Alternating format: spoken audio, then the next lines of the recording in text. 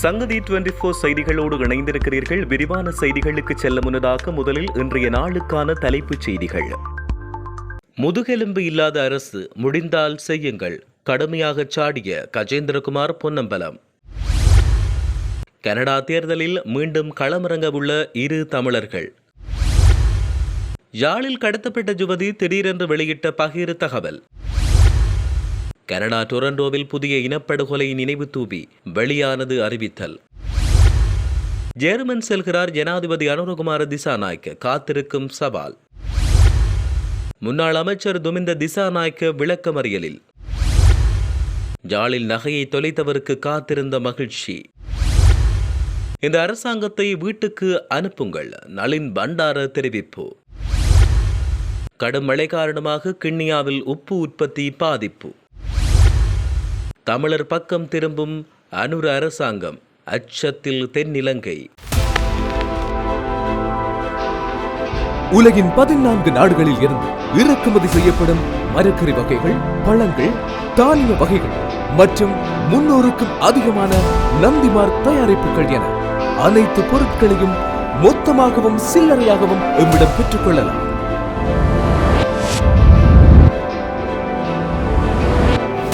VSCO cash and carry, என்றும் உங்களுடன். தொடர்வன விரிவான செய்திகள். இனப்படுகொலை குற்றச்சாட்டை எதிர்கொள்ள இலங்கைக்கு முதுகு எலும்பு இல்லை என தமிழ் தேசிய மக்கள் முன்னணியின் தலைவரும் யாழ் மாவட்ட நாடாளுமன்ற உறுப்பினருமான கஜேந்திரகுமார் பொன்னம்பலம் தெரிவித்துள்ளார். நாடாளுமன்றத்தில் நேற்றைய தினம் நடைபெற்ற குற்றவியல் நடவடிக்கை முறை சட்டக்கோவை சட்டமூலம் மற்றும் வெளிநாட்டு கடன்கள் சட்டமூலம் மீதான விவாதத்தில் கலந்து கொண்டுரையாற்றும் போதே அவர் இவ்வாறு தெரிவித்தார். அரசின் நிலைப்பாட்டை கேலி கூத்தானது, நிலைப்பாட்டை மாற்றிக்கொள்ள வேண்டும் என்றும் கஜேந்திரகுமார் வலியுறுத்தினார். தனியார் தொலைக்காட்சி ஒன்றுக்கு வெளிவிகார அமைச்சர் விஜித கேரத் வழங்கிய நேர்காணலில் இலங்கையில் இனப்படுகொலை இடம்பெற்றுள்ளதாக கூறுவோருக்கு எதிராக கடும் சட்ட நடவடிக்கை எடுக்கப்படும் என்ற கருத்தை கூறினார். நான் இதை அவதானித்தேன். இலங்கையில் இனப்படுகொலை இடம்பெற்றதாக குறிப்பிடுவோருக்கு எதிராக கடும் சட்ட நடவடிக்கை எடுக்கப்படும் என குறிப்பிட்ட கருத்தை வெளிவிகாரத்துறை அமைச்சர் விஜித கேரத் உடனடியாக மீளப்பெற வேண்டும். இது இனங்களுக்கு இடையிலான நல்லிணக்கத்துக்கு மேற்பட்ட கருத்து. இதை ஒருபோதும் அனுமதிக்க முடியாது. அரசின் நகைப்புக்கிடமான கேலிக்கூத்தான மனநிலையே இந்த கூற்று வெளிப்படுத்துகிறது. வெளிவிவகாரத்துறை அமைச்சர் என்பவர் சர்வதேசத்துக்கு பதில் சொல்லக்கூடியவர். எனவே அவர் இவ்வாறான கருத்தை தெரிவிக்க கூடாது. இனப்படுகொலை குற்றச்சாட்டை எதிர்கொள்ள இலங்கைக்கு முதுகெலும்பு இல்லை. அதனால் தான் இவ்வாறான பிழையான நிலைப்பாட்டை எடுத்திருக்கிறது. இனப்படுகொலை என்பது ஒரு குற்றம். இலங்கை ரோம உடன்படிக்கைக்கு உடன்பட வேண்டும். இலங்கையில் இனப்படுகொலை இடம்பெற்றுள்ளது. அது ஒரு மிகப்பெரிய குற்றம். ஆனால் இனப்படுகொலை என்று கூறினால் சட்ட நடவடிக்கை என்ற நிலைப்பாட்டில் அரசு உள்ளது. முன்னைய ஆட்சியாளர்களை காட்டிலும் நாம் மாறுபட்டவர்கள் என்று கூறும் தற்போதைய ஆட்சியாளர்களின் செயற்பாடு தொடர்பில் நாம் யோசிக்க வேண்டியுள்ளது. இனப்படுகொலை தொடர்பில் வழக்குகள் நடக்க வேண்டும். பாதிக்கப்பட்டவர்களால் வழக்குகள் சுயாதீனமாக தாக்கல் செய்யப்பட வேண்டும். இலங்கையில் இனப்படுகொலை இடம்பெற்றுள்ளதாக கூறுவோருக்கு எதிராக கடும் சட்ட நடவடிக்கை எடுக்கப்படும் என்று குறிப்பிட்ட கருத்தை வெளிவிகாரத்துறை அமைச்சர் உடனடியாக வாபஸ் பெற்றுக் கொள்ள வேண்டும். இந்த கருத்து அவர் பதவி வகிக்கும் அமைச்சுக்கும் பாதிப்பை ஏற்படுத்தும். இலங்கையில் இனப்படுகொலை இடம்பெற்றுள்ளது. அது தொடர்பில் உங்களால் ஏன் நீதியை நிலைநாட்ட முடியவில்லை? உங்களிடம் ஒரு குற்ற உணர்வு இருப்பதால் தான் நீங்கள் நடவடிக்கை எடுக்கவில்லை. எனவே அரசு தன்னுடைய நிலைப்பாட்டை மாற்றிக்கொள்ள வேண்டும் என கஜேந்திரகுமார் பொன்னம்பலம் வலியுறுத்தியுள்ளார். கனடா ஒன்டாரியோ தொகுதிக்கான இடைத்தேர்தலில் 2 தமிழர்கள் போட்டியிட உள்ளதாக அறிவிக்கப்பட்டுள்ளது.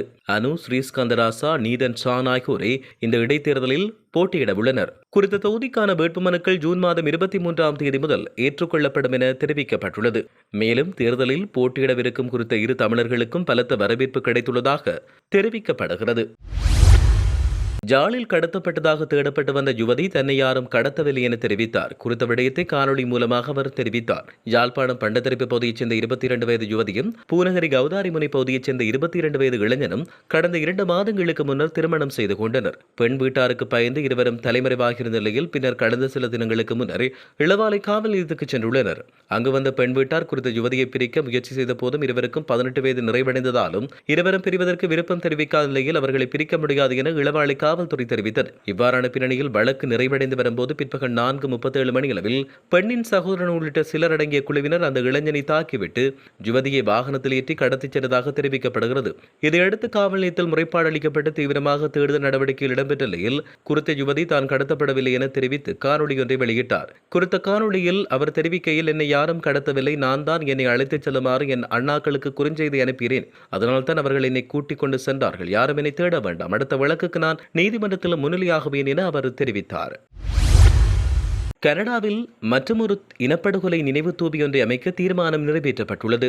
அண்மையில் கனடாவின் பிரம்டன் நகரில் கடந்த 10ஆம் தேதி அமைக்கப்பட்ட தமிழின படுகொலை நினைவு தூபி இலங்கை அரசை மட்டுமல்ல தென்னிலங்கையில் பல்வேறு தரப்பிடையே கலக்கத்தை ஏற்படுத்தியது. அவலத்தை சுமந்த மக்கள் தமது சொந்த மண்ணில் நீதி மறுக்கப்படும் போது தாம் புலம்பெயர்ந்து வாழும் தேசத்தில் அதை வெளிப்படுத்துவது அவர்களுக்கு ஒரு ஆறுதலை கொடுக்கிறது. இவ்வாறு அமைக்கப்பட்டுள்ள தமிழின அழைப்பு நினைவு தூபிக்கு எதிராக அனூர் அரசு மற்றும் நாடாளுமன்ற உறுப்பினர் நாமல் ராஜபக்ஷ ஆகியோர் கடும் எதிர்ப்பை வெளியிட்டனர். அதிலும் குறிப்பாக கனடா தூதரை அழைத்த வெளியுறவு அமைச்சர் விஜித கேரத் இலங்கை அரசின் கடும் எதிர்ப்பை வெளியிட்டார். மேலும் இலங்கையில் தமிழர்கள் இனப்படுகொலை செய்யப்படவில்லை என தெரிவிப்போருக்கு கனடாவில் இடமில்லை என பிரம்டன் முதல்வர் பேட்ரிக் பிரவுன் தெரிவித்தார். இந்நிலையில் கனடாவில் ஸ்காப்ரோவில் மற்றும் ஒரு நினைவு தூபி அமைப்பதற்கான தீர்மானம் நிறைவேற்றப்பட்டுள்ளது. கவுன்சிலர் பார்த்தி கந்தவேல் முன்மொழிந்த தீர்மானம் இவ்வாறு ஏற்றுக்கொள்ளப்பட்டுள்ளதாக தெரிவிக்கப்படுகிறது. பயங்கரவாத தடுப்புச் சட்டத்தை ரத்து செய்வதற்கும் நல்லிணக்கம் ஏற்படுத்துவதற்கும் போர்க்கால பொறுப்புக்குரல் பிரச்சனையை தீர்ப்பதற்கும் தேசிய மக்கள் சக்தி அரசாங்கம் எடுத்து வரும் நடவடிக்கைகள் தொடர்பில் ஜெர்மன் ஜனாதிபதி அன்ருகுமார திசாநாயக்கவிடம் கேள்விகளை தொடுப்பார் என கொழும்பு ஊடகம் ஒன்று தெரிவித்துள்ளது. ஜெர்மனி பிற மேற்கத்திய சக்திகளோடு சேர்ந்து நீண்ட காலமாக பயங்கரவாத தடைச் சட்டத்தை ரத்து செய்ய வலியுறுத்தி இருக்கிறது. ஜனாதிபதி அனுரு எதிர்வரும் ஜூன் மாதம் 11ஆம் தேதி ஜெர்மனுக்கு செல்லவுள்ளார். இது நாட்டின் தலைவராக பதவியேற்ற பின்னர் அவர் மேற்கொள்ளும் 4வது விஜயமாகும். முன்னதாக அவர் இந்தியா, சீனா, ஐக்கிய அரபு எமிரேட்ஸ் மற்றும் வியட்நாம் ஆகிய நாடுகளுக்கு விஜயம் செய்தார். தனது ஜெர்மன் பயணத்தின் போது வெளியுறவு அமைச்சர் போரிஸ் பிஸ்டோரியல், பாதுகாப்பு அமைச்சர் கேத்தரினா ரீச் ஆகியோருடன் பேச்சுவார்த்தை நடத்த உள்ளார். ஜனாதிபதி அனுர ஜெர்மன் சான்சலர் ஃப்ரீட்ரிக் மெர்ஸையும் சந்திக்க மாட்டார். அதற்கு பதிலாக ஜனாதிபதி திசாநாயக்க தற்போது உறுதிப்படுத்தப்பட்டுள்ளபடி ஜெர்மனின் கூட்டாட்சி தலைவர் பிராங்க் வால்டர் ஸ்டெய்மினியரை சந்திப்பார் என ஊடகங்கள் தெரிவித்துள்ளன. முன்னாள் அமைச்சர் துமிந்த திசாநாயக்க எதிர்வரும் 29ஆம் தேதி வரை விளக்குமறியலில் வைக்கப்பட்டுள்ளார். ஹவ்லோக் சிட்டி அடுக்குமாடி வீட்டுத் தொகுதியொன்றின் வீடொன்றில் தங்கமுலாம் பூசப்பட்ட T56 ரக துப்பாக்கி ஒன்று மீட்கப்பட்டது. இச்சம்பவம் தொடர்பில் துமிந்த திசாநாயக்க கைது செய்யப்பட்டார். நேற்றைய தினம் கைது செய்யப்பட்ட துமிந்தவிடம் பயங்கரவாத விசாரணை பிரிவு விசாரணை நடத்தி வருகிறது. பம்பலப்பிட்டி பிரதேச அடுக்குமாடி வீடொன்றில் வைத்து துமிந்தவை அதிகாரிகள் கைது செய்துள்ளனர்.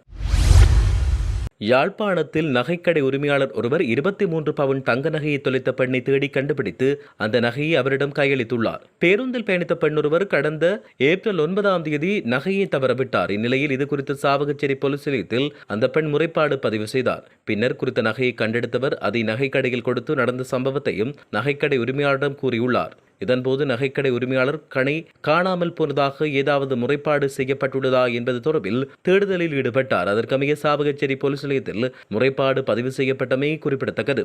இந்நிலையில் நகையை தொலைத்த பெண்ணை அழைத்த நகைக்கடை உரிமையாளர் மதகுரு ஒருவருக்கு முன்பாக வைத்து அந்த தங்க நகையை கையளித்துள்ளார். நகையை தொலைத்த பெண்ணிடமே மீண்டும் நகையை வழங்கிய சுண்ணாகம்போதியைச் சேர்ந்த குறித்த நகைக்கடை உரிமையாளரை பலரும் பாராட்டி வருகின்றமை குறிப்பிடத்தக்கது. இந்த அனூர அரசாங்கத்தை மக்கள் வீட்டுக்கு அனுப்புவார்கள் என நாடாளுமன்ற உறுப்பினர் நளின் பண்டார குறிப்பிட்டார்.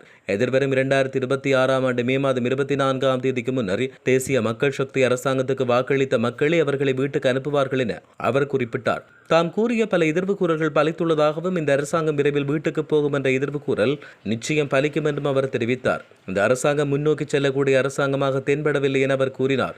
அனுபவமற்ற இந்த அரசாங்கம் எவ்வித திட்டங்களுமின்றி செயல்பட்டு வருவதாக அவர் குற்றம் சுமத்தினார். இந்த அரசாங்கத்தால் ஆட்சி செய்ய முடியவில்லை என நாம் கூறவில்லை என்றும் அரசு அதிகாரிகள், மருத்துவர்கள், பொறியியலாளர்கள் மற்றும் புத்திஜீவிகள் கூறுகிறார்கள் என்றும் அவர் தெரிவித்தார். பாதாள உலக குழுக்களோடு அரசியல்வாதிகளுக்கு தொடர்பு இருந்தால் அவர்கள் பற்றிய விவரங்களை அரசாங்கம் வெளியிட வேண்டும் என நளின் பண்டார தெரிவித்தார். இந்த வருடம் ஏப்ரல் மற்றும் மே மாதங்களில் அவ்வப்போது பெய்த கடுமழை காரணமாக உப்புச்செய்கையை இன்னும் மேற்கொள்ள முடியாத நிலை ஏற்பட்டுள்ளதாக கிண்ணியா உப்பு உற்பத்தியாளர்கள் கவலை தெரிவித்துள்ளனர். கிண்ணியா பிரதேசத்தில் வில்வெளி, கச்சக்கொடி தீவு மற்றும் பொன்னவரம் தீவு ஆகிய பகுதிகளில் சுமார் 250க்கும் மேற்பட்ட ஏக்கர் உப்பு வயல்கள் காணப்படுகின்றன. இங்கு மார்ச் மாதம் உப்புச்செய்கையை ஆரம்பித்து மே மாதம் தொடக்கம் அக்டோபர் மாத இறுதி வரை உப்பு அறுவடை நடைபெறுவது வழமையாகும். ஆனால் கடந்த 2 மாதங்களாக உப்பு உற்பத்தியை முன்னெடுப்பதற்காக மேற்கொண்ட அனைத்து முயற்சிகளும் மழை காரணமாக இன்று வரை கைகூடாத நிலையில் இருப்பதாக உப்பு உற்பத்தியாளர்கள் தெரிவித்தனர். சீரற்ற காலநிலை காரணமாக தற்போது உப்பு வயல்களில் மழை நீர் தேங்கி காணப்படுகிறது. இதனால் அந்த நிலங்களில் தண்ணீர் சரிவை முழுமையாக இல்லாமல் செய்த பின்னரே உப்புச்செய்கையை முன்னெடுக்க முடியும் என தெரிவிக்கப்பட்டுள்ளது. ஜனாதிபதி அன்ருகுமார திசாநாயக்க தமிழ் மக்களுக்கு சார்பாக செயற்பட்டு விடுவாரோ என்கின்ற அச்சம் தென்னிலங்கையில் பரப்பப்படுகிறது என பொலிகண்டி வரையான மக்கள் பேரெழுச்சி இயக்கத்தின் தலைமை ஒருங்கிணைப்பாளர் வேலன் சுவாமிகள் தெரிவித்தார். ஜனாதிபதி அன்ருகுமார் திசாநாயக்க தமிழ் மக்களுக்கு பல்வேறுபட்ட உதவிகளை செய்வார், இல்லையென்றால் தமிழ் மக்களுக்கு சார்பாக செயற்பட்டு விடுவார் என்கின்ற அச்சம் தென்னிலங்கையில் பரப்பப்படுகிறது. அதன் அடிப்படையில் முள்ளிவாய்க்கால் நினைவேந்தலின் பின்னணி கூட தெரியாமல் தேரர் ஒருவர் கருத்து வெளியிட்டிருப்பது வாயிலாக மிக மோசமான இனவாதத்தையும் மதவாதத்தையும் கக்கியிருக்கிறார். எனவே இதை நாங்கள் வன்மையாக கண்டிக்கிறோம். பௌத்த தேரர்கள், அஸ்கரிய மல்வத்த பீடங்கள் இவ்வாறான தேரர்களின் கருத்துக்களை வன்மையாக கண்டிக்க வேண்டும் என்றும் அவர் தெரிவித்தார். இத்துடன் செய்திகள் யாவும் நிறைவு பெறுகின்றன. மேலதிக செய்திகளுக்காக சங்கதி 24.com உடன் இணைந்திருங்கள். வணக்கம்.